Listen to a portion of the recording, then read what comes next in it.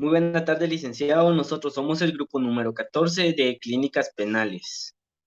Es- los integrantes del grupo 14 encontramos a la compañera Ángeles Otilia Cajul, que actuará en representación del juez, al compañero Milton Hermenegildo Pacaipa, que actuará en calidad de Ministerio Público, a su servidor Roland Natanael Boyat, que actuará en Defensa Técnica, y al compañero Jason Orlando Guevaramo, que actuará en representación del abogado de la querellante.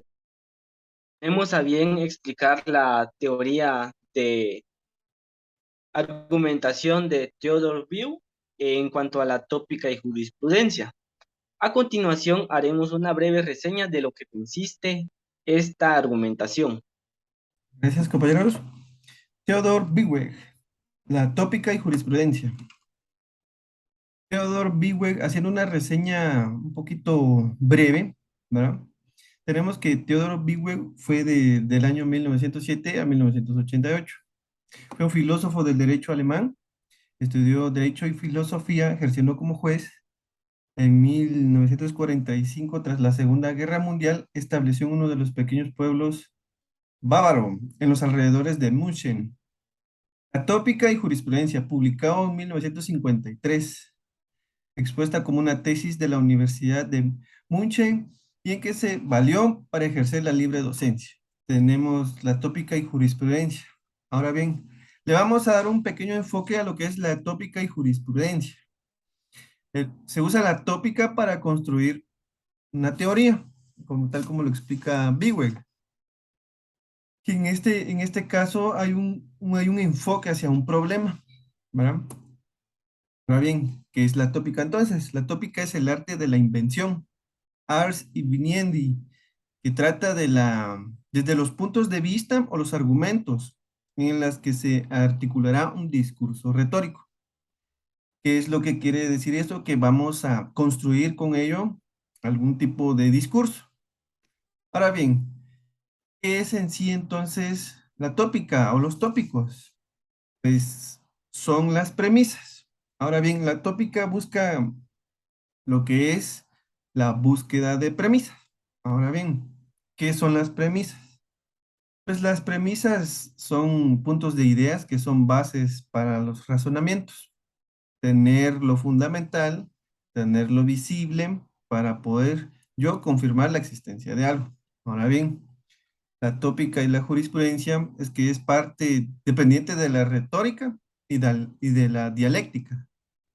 La tópica sirve para explicar una práctica argumentativa en diferentes disciplinas, que en este caso, pues lo venimos a acoplar a la jurisprudencia, ¿va? Tenemos el siguiente esquema, un poquito sencillo. Tenemos las premisas o los tópicos, ¿verdad? Entonces, ¿para qué nos sirven a nosotros en base a una petición, una argumentación? Bien, es que en primer lugar, pues tenemos que son útiles para un razonamiento lógico. No puedo yo venir y solicitar y pedirle a alguien, que en este caso lo vamos a acoplar a nuestra jurisprudencia penal, ¿verdad? O nuestro ordenamiento jurídico penal como tal, en que no puedo pedir yo al juez en este caso si no tengo un razonamiento lógico. Y para que se den los razonamientos lógicos, tenemos que también son tipos de peticiones argumentativas que conllevan a una discusión y que en sí también tienen una orientación. ¿Por qué? Porque los tópicos o las premisas tienden a ser de maneras cualitativas y cuantitativas. ¿Qué quiere decir esto? Que son susceptibles a ser evaluados por cualquiera de las partes que intervienen en el proceso penal, ¿va? Ahora bien, podemos ver lo siguiente, que los tópicos o la premisa en la jurisprudencia conllevan a una solución, a una argumentación, porque tiene lógica y porque tiene sus bases a la hora de solicitar algún tipo de... Un ejemplo podría ser lo que solicite el Ministerio Público, el defensor, o incluso lo que vaya a solicitar el juez, tal cual dentro del procedimiento común penal guatemalteco, en este caso. ¿Ah? Ahora bien, la- los tópicos. Tenemos también a que tienen un enfoque jurídico, ¿ah? En base a las premisas. ¿Qué quiere decir esto? Que vamos a tener razonamientos críticos, por eso se dice que se le llama una técnica del pensamiento, porque vamos a argumentar, vamos a fundamentar, vamos a tener nuestras bases, vamos a visualizar, vamos a cuestionar todas estas premisas para que al momento de adjuntar todas estas premisas lleguemos a una conclusión. Esta conclusión pues va a ser una solución y esta solución en este caso de ejemplo va a ser una argumentación, ¿ya? Una petición, una afirmación, una negación, etcétera, pero que sus bases se conciernen en los tópicos. Ahora, Theodore Biweg también nos hace el ejemplo amplio de que no solo en el ramo penal, también lo tenemos en el ramo civil, en el litis, a la hora de poder nosotros plantear nuestra inconformidad, nuestra petición, negación, afirmación, etcétera. Diferentes precursores de la jurisprudencia y la tópica es de que existe una filosofía del pensamiento, una forma de razonar, son técnicas de discusión y de pensamiento, ¿verdad? Tal cual como lo logramos apreciar en la diapositiva, teniendo en cuenta que tenemos premisas menores que van a ser nuestras bases, todas estas van a conformar una premisa mayor, lo cual va a ser nuestra conclusión y nuestra solución. Bien, continuando con esta pequeña exposición, licenciado, vamos a hablar de la teoría de Theodore Biweg, la tópica de la jurisprudencia dentro de nuestro ordenamiento jurídico.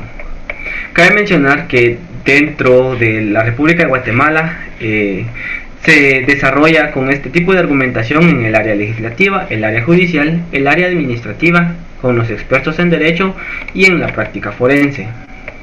En el área legislativa, este tipo de argumentación juega un papel de suma importancia en las instancias legislativas, debido a que los legisladores necesitan argumentos, primero frente a los mismos integrantes del Congreso, para convencerlos de la necesidad de la creación y asimismo también las reformas de ley. En el área judicial se da con motivo de que es una de las instancias judiciales en donde se resuelven conflictos y es allí donde es más necesaria la argumentación jurídica, pues siendo esta la motivación de algunas sentencias en la mayoría de los países como una garantía constitucional. Es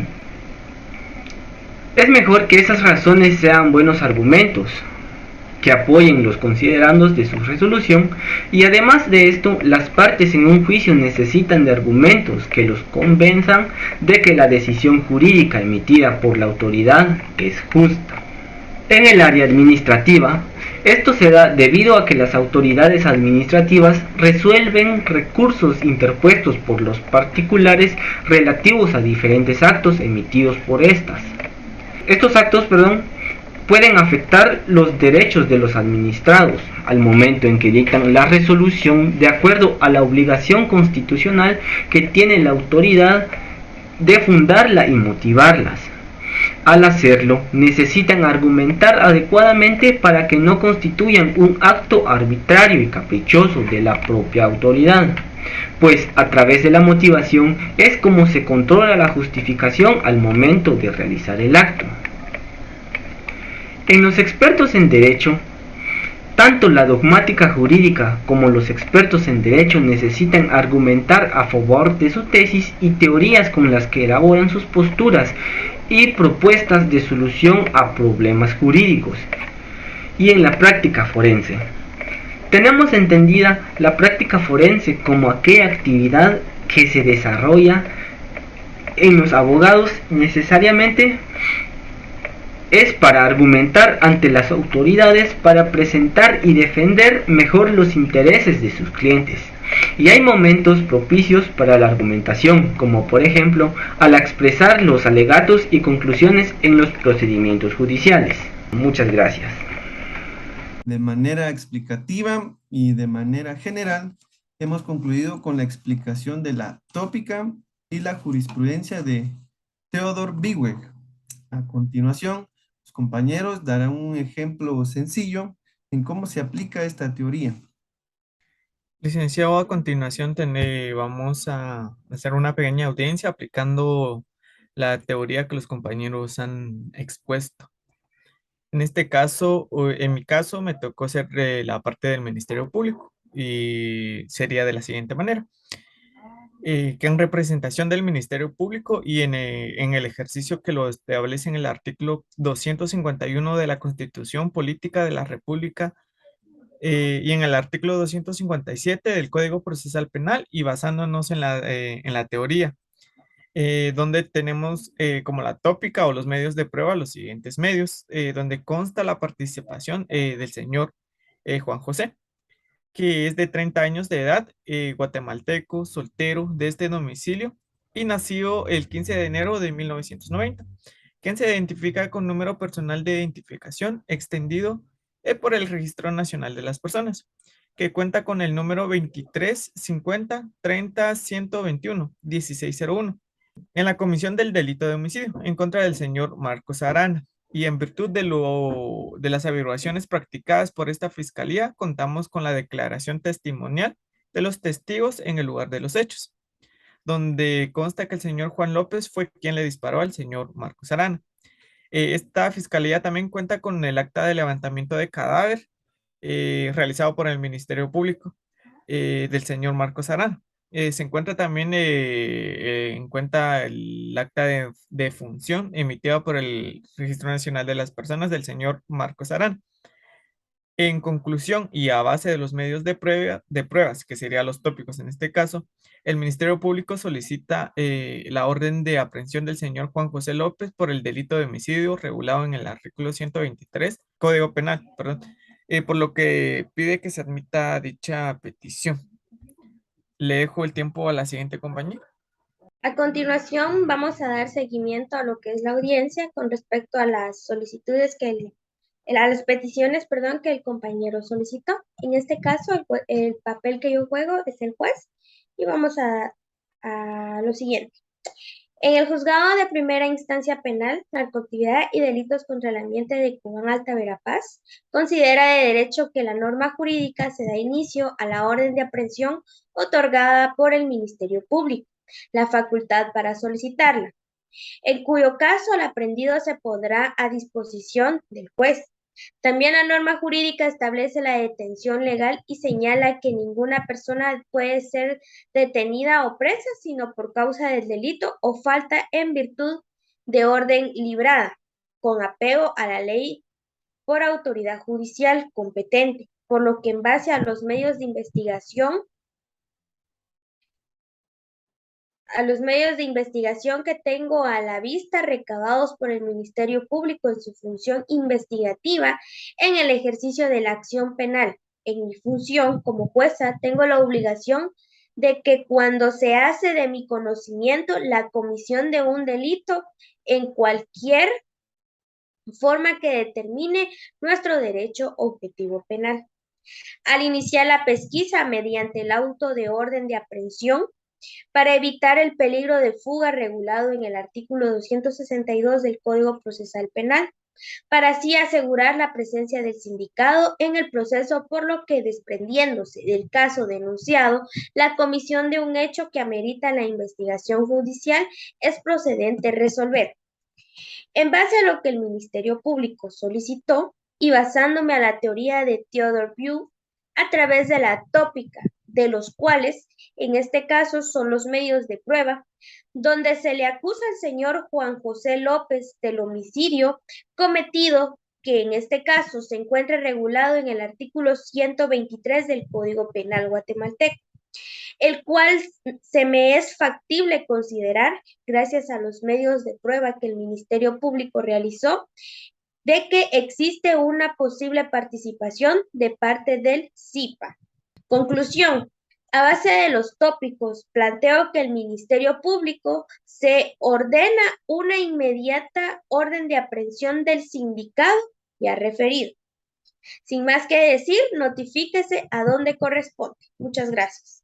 Muchas gracias, licenciado. Esa fue la ejemplificación de la teoría.